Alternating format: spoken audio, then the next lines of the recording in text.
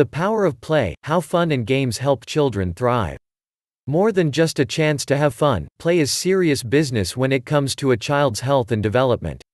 From peek-a-boo to pat a cake and hide and seek to hopscotch, the many forms of play enrich a child's brain, body, and life in important ways. The American Academy of Pediatrics (AAP) clinical report, The Power of Play, a Pediatric Role in Enhancing Development in Young Children, explains how and why playing with both parents and peers is key to building thriving brains, bodies, and social bonds, all important in today's world. Research shows play can improve children's abilities to plan, organize, get along with others, and regulate emotions. In addition, play helps with language, math and social skills, and even helps children cope with stress. A prescription for play. Despite its many benefits, statistics show that the amount of time children get to play has been declining for decades. Tightly structured family and school schedules, more parents working outside the home, fewer safe places to play, and rising media use and screen time are among the reasons. For example, research shows the average preschooler watches 4.5 hours of TV each day. To help keep play a key part of childhood, pediatricians may begin writing a prescription for play at every well-child visit through age 2. Pediatricians also advise parents to look for quality child care or preschool programs that include playful approaches to learning. Age-specific ideas for playful learning. Learning is best fueled by tapping into a child's natural urge to play, rather than just outside factors like test scores. As they actively engage with and joyfully discover their world, children gain 21st-century skills that increasingly call for teamwork and innovation. Birth to 6 months. The AAP encourages parents to use play to help meet their child's health and developmental milestones, beginning from birth. Some examples of ways to do this. Playful learning can start with a baby's first smile.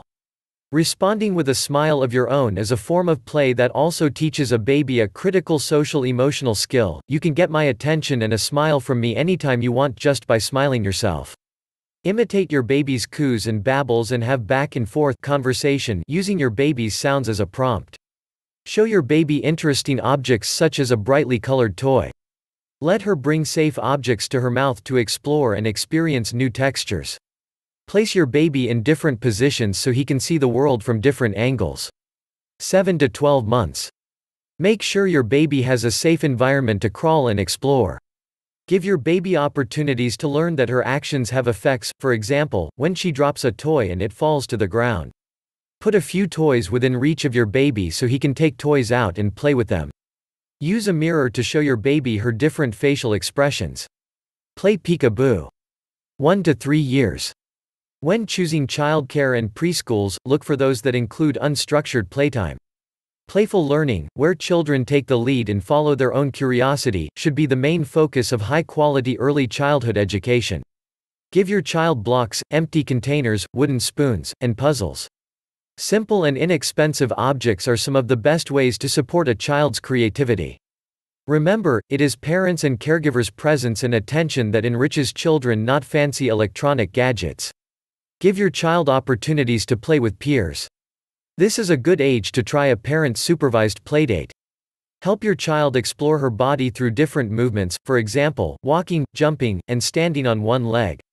Provide opportunities for make-believe play, for example, pretending to drink out of an empty cup or offering toys that enable pretend play.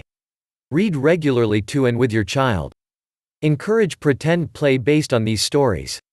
Sing songs and play rhythms so that your child can learn and join in the fun. Begin to introduce some age-appropriate games like Simon Says. 4 to 6 years. Provide opportunities for your child to sing and dance. Tell stories to your child and ask questions about what he or she remembers. Give your child time and space to act out imaginary scenes, roles, and activities. Allow your child to move between make-believe games and reality, for example, playing house and helping you with chores. Schedule time for your child to interact with friends to practice socializing and building friendships. Encourage your child to try a variety of movements in a safe environment, for example, hopping, swinging, climbing, and doing somersaults. Limit screen time to healthy levels. Age-appropriate media can have benefits for older children, especially if you watch and play with them. But real-time social interactions and play are much better for children than digital media for learning. Encourage your child's school to offer recess and playful learning approaches in addition to more structured learning approaches like reading, memorization, and worksheets. Play is a toxic stress buster. In addition to boosting a child's health and development, play helps to build the safe, stable, and nurturing relationships that buffer against toxic stress and build social emotional resilience. The mutual joy and one-on-one interaction that happens during play can manage the body's stress response, according to the AAP. In one study, 3 to 4-year-old children, anxious about entering preschool, were 2 times more likely to feel less stressed when allowed to play for 15 minutes, compared to classmates who listened to a story. Types of play: mix it up. Different types of play have different benefits for children: toys and object play. When playing with an object such as a toy, babies are using their sensory motor skills to explore its properties and conduct experiments like a tiny scientist might. To learn if an object is solid, for example, they might bang it on the floor. Preschool-age children also use objects to develop abstract thought and concepts like symbolism, using a banana as a telephone, for example, along with sharing and taking turns. Physical play.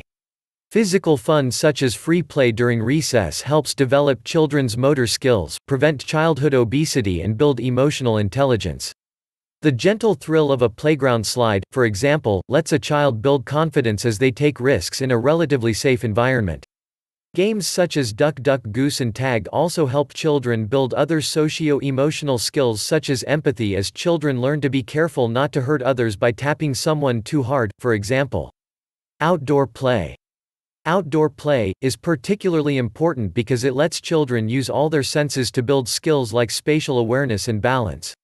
It can also improve a child's attention span. Studies suggest that young children in countries where schools allow more time for recess see more academic success as children get older, yet an estimated 30% of U.S. kindergarten children no longer have recess. Pretend play. This type of play lets young children experiment with different social roles and learn to cooperate.